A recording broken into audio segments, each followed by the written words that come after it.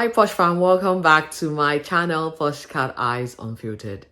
Now, the dust has just settled from our final commitment ceremony and we are walking into a brand new week with a brand new challenge for our remaining couples.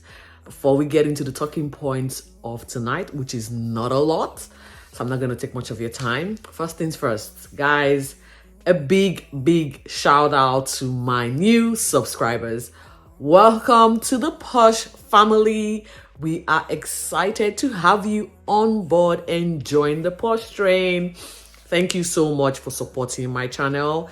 I do appreciate that my numbers are going up and it's all thanks to you. So thank you. And for my existing subbies, you know the drill. Again, I appreciate you staying on course. Please don't leave me. And so we'll begin with episode 30. It's a brand new week. The dust has sort of settled with the partner swap gate that was last week's nightmare. And we are starting the week with a new challenge, which is Homestay. Now, most of the couples decided they were going to stay on following the final commitment ceremony and see this particular challenge through. Now, there is nothing that's as important as having to slowly reintegrate into society. Now, these guys have sort of been in a cocoon. That is the experiment. And now it is at the end of things now. And so what best way to usher your way back into society or into the real world? And first of all, I guess having to go to your partner's homestay is one of such ways to break out of the little bubbles you guys have formed in the last how many ever weeks that this show has been on for. And so we see the couple sort of excitedly getting ready for their homestays. We know that Rupert is going to Evelyn's homestay. Layton is obviously traveling to Brisbane to Melinda's homestay. And Harrison is also going to Perth for Bronte's homestay. And Lyndall is traveling all the way to the Northern Territory to see how Cameron lives the bush life that he is always talking about.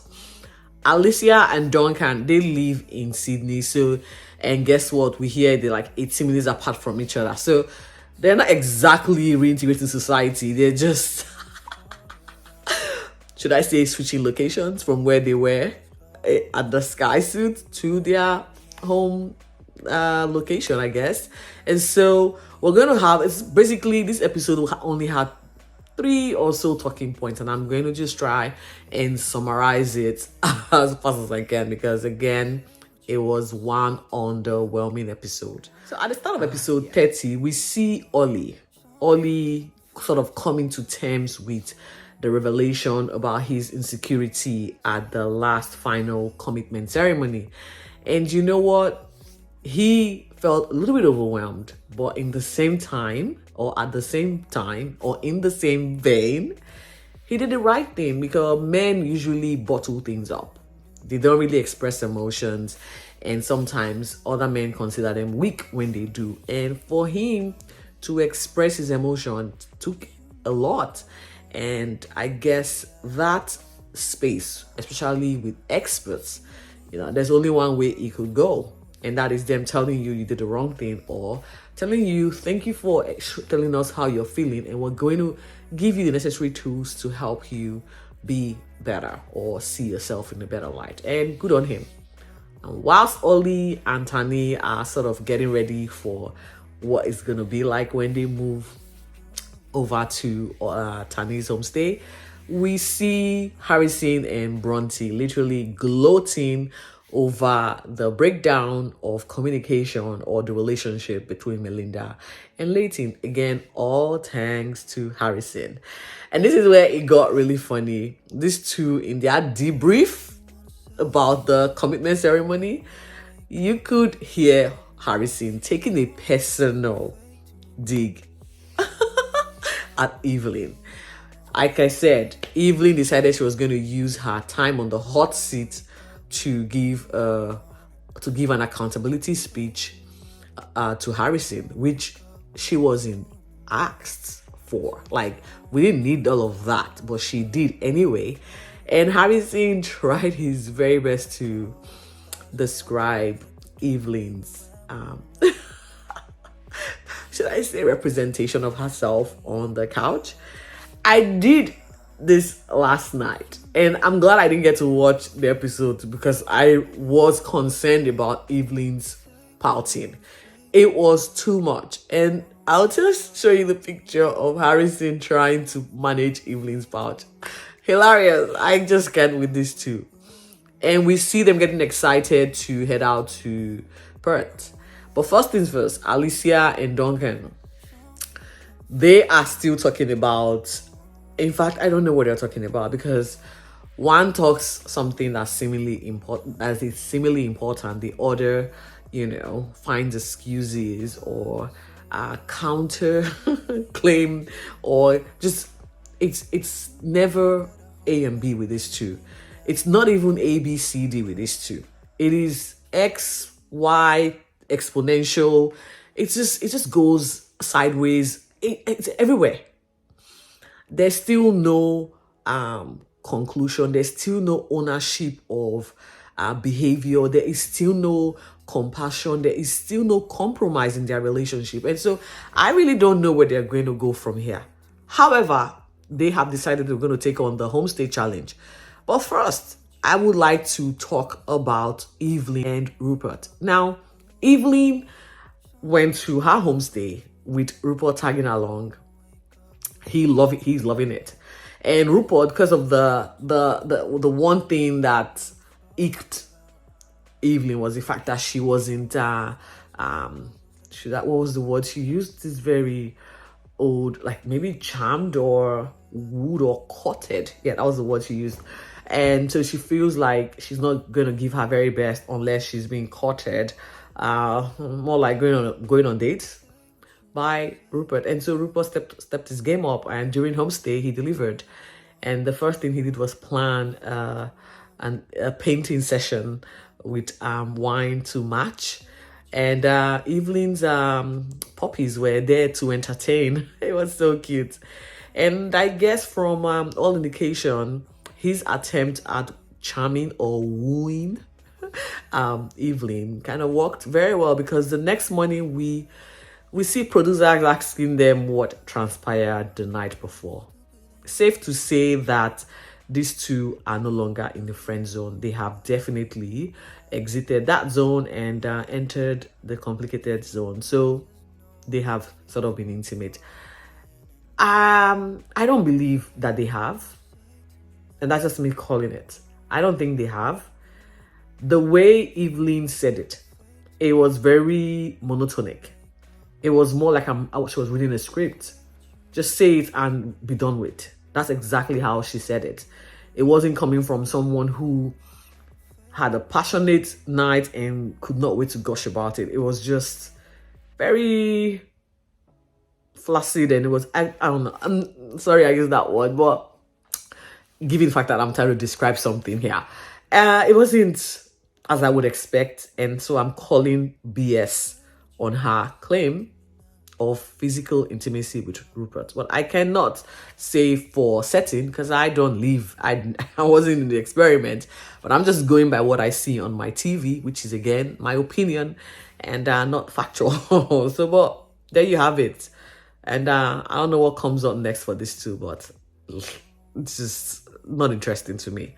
We then move on to Lyndall and Cameron. They are now all the way in the Northern Territory.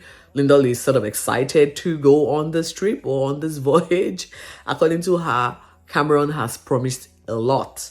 And one of the promises being that she would get to see a better Cameron when he's in his stuff. And so I guess Lyndall, sold by that camouflage, was looking forward to the trip down to the Northern Territory.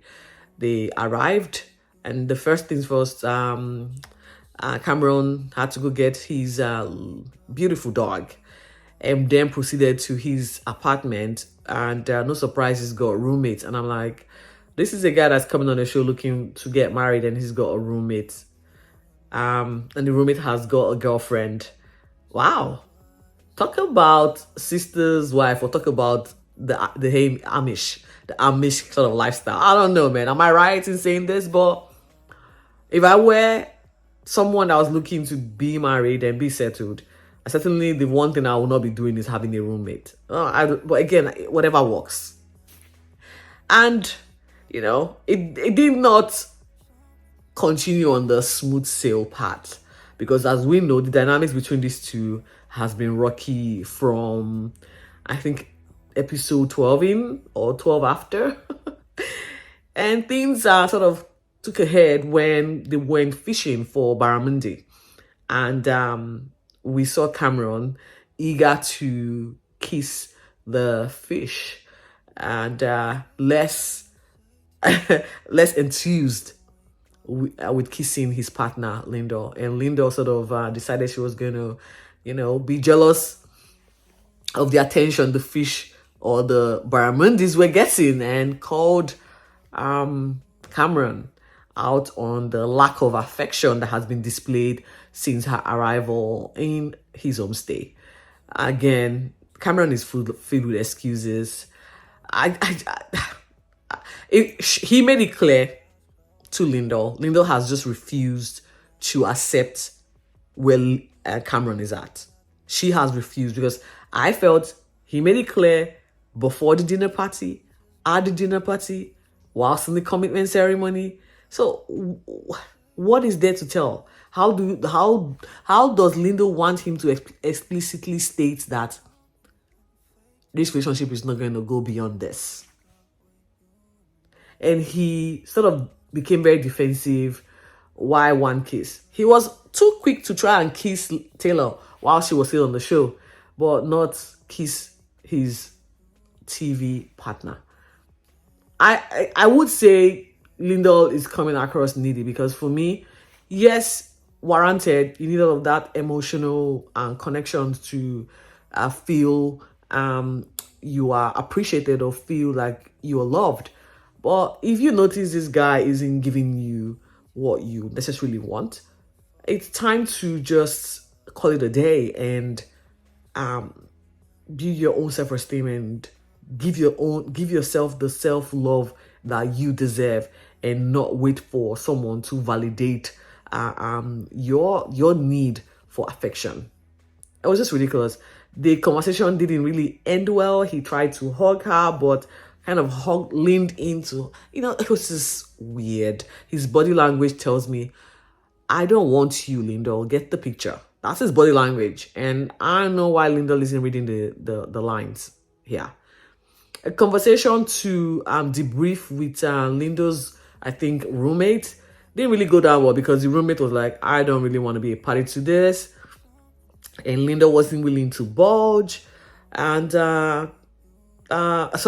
Cameron wasn't willing to budge, leaving Lyndall still contemplating her decision. And I'm like, at this point, girl, bye. I'm done with you. You're now being really silly. And so with that, we're moving on to Duncan and Alicia. Duncan and Alicia, their scene kicked off with Duncan moving into his home and Alicia apparently moving into her. Alicia was meant to move in with him, but she was a no-show because she had to again see her child. All well and good. They then decided they were going to meet Alicia's friends for a drink. More like a grill session, because Alicia's friends, who are all from her mom's group, decided all they wanted to know or impose on Duncan is the fact that Alicia has a child. Now, I'm sure Duncan is aware that Alicia has a child. However, these chicks didn't think Duncan knew, or didn't think Duncan understood. I'm not sure what exactly Duncan needed to understand. Not sure. But they kept at it. So she has a child. It's a different ball game. So what do you think about her child? Like, I haven't met this child. Give me a break. And he kept, being very civil and respectful, just answering the questions that she thought, Duncan thought they needed to hear. And it appears Alicia decided, okay, let me take this up a notch and let Duncan know that once this experiment is over, I'm only going to be seeing you every other weekend, and maybe on a Wednesday. Are you okay with that? And this was in front of her lady friends, and Duncan was sort of cornered, not wanting to have an emotional outburst from Alicia. He said, yeah, that's okay. But as he left that lunch, he was reeling and surprised as to why Alicia would wait until the homestay to reveal this very, very important information. And he wasn't cool with having her once every other fortnight, or I'm not sure. Like, she pretty much kept him on a routine and a schedule. Like, I feel like Alicia has probably somewhere in her previous life been a dominatrix. So she's giving Duncan, this is the schedule you're going to see me. Take it or just leave it. And Duncan, I think, spoke to his sister, who then invited Alicia. Now, remember, Alicia was meant to be living with Duncan, but it didn't happen. This did not happen because I didn't see it happen. If it did, I don't know. But we know that the 18 minutes apart or away from each other, and so they can just drive in and drive out. The life. And so when she got to Duncan's apartment the second time, the sister was there, Renee. Renee, again, wanted to find out exactly where they are at, given that they are actually close to the end, and what's going to happen outside of the experiment. There was still the expectations from Alicia to Duncan, and not necessarily willing to budge. And Duncan was like a mute doll the entire time. He did not utter a word. He just kept looking at her, because all Alicia was doing was detecting, commanding, and just making statements. Now, these statements did not need a response. And in the end, she decided, you're not saying anything. Why aren't you saying anything? Alicia, why can't he say anything? Because he's scared that you will start crying. And he cannot handle all of that, because it means you want to get your way and disregard his feeling. And so he's like, I can't really say anything because I don't want you to get upset. And at the end of the day, I won't get my points across. It will still be 50 points Alicia minus 0 to Duncan. And so the date sort of progressed onto a yacht. Now, you would think the scenic view from the northern beaches would at least permeate their entire being and change the trajectory of their relationship. No, not even the beautiful view, the seaside, the boat, not that. It appears they actually disrupted the serendipity of the beach on that day, because Duncan decided he was going to let her know that having to see every other weekend is not sustainable for the relationship long term. And he's not going to be agreeing to that arrangement. And questioned why she waited this long to reveal that vital piece of information. Alicia, as usual, emotional blackmail, the waterworks, you're crying for no reason, unreasonable, unwilling to listen, unwilling to compromise. and she decided to. Usually she would walk away, but there wasn't anywhere to walk to. You're surrounded and by the waters. Are you gonna walk out and walk to the mainland? And so she went down the boat, and I was just like, just walk out. You know, you can easily walk on waters because you're very angry and upset. And this is where it ends. I guess tomorrow we'll be going over to Breezy to see what's happening over at Casa de Melinda, as well as to Perth to see how Bronte and Harrison are going. And also probably need to know if we need to get the police involved or, you know, just something. She might need help and not willing to cry for help. Anyway, that's it, folks. Thank you so much for staying on course. Until next time when I come here for my next episode recap, stay safe.